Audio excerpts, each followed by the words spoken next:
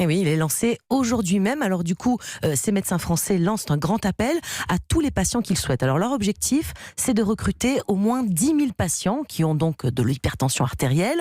Ces patients seront suivis pendant 10 ans. Alors suivis, ça ne veut pas dire qu'on va leur faire plein d'examens, ni se servir d'eux comme cobayes pour tester de nouveaux médicaments. En fait là, dans cette grande étude qui s'appelle Compare, tout va se dérouler sur Internet de façon anonyme. Tous les mois ou tous les 3 mois, ils recevront des questionnaires sur leur alimentation, leur activité physique ou encore sur la gestion de leurs médicaments. Alors justement, en parlant de médicaments, Mélanie, quelqu'un qui a de l'hypertension, il doit prendre beaucoup de médicaments? Alors oui, ce sont des gens qui, pour certains, doivent prendre 3, voire 4, 5 pilules différentes tous les jours, donc c'est contraignant, avec parfois en plus des effets secondaires que les médecins ne comprennent pas toujours. C'est d'ailleurs à ça notamment que va servir cette étude, précise le professeur Jacques Blacher, cardiologue à l'Hôtel-Dieu à Paris. Par exemple, je sais que dans l'hypertension artérielle, il y a certains médicaments qui vont faire enfler les chevilles de 10% des patients. Mais toute la difficulté est que je ne sais pas, lorsque je prescris ce traitement à mon patient, si lui va avoir cet effet secondaire. Eh bien, avec l'étude Compare, on va avoir une puissance suffisante pour analyser avec beaucoup de raffinement ces effets secondaires.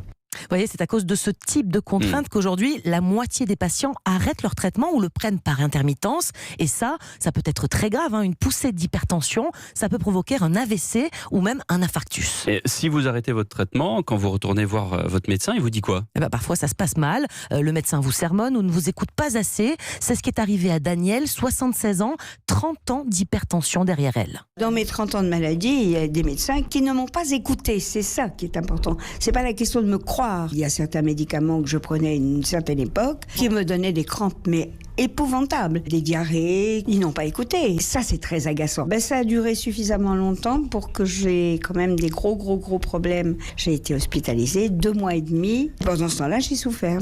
Et c'est aussi à ça que va servir l'étude, les retours d'expérience, bons ou mauvais, de 10 000 personnes suivies pendant 10 ans. Ça va permettre aux médecins qui les soignent d'adapter leur attitude et surtout d'améliorer leur pratique en consultation. Merci Mélanie Gomez, spécialiste santé d'Europe 1.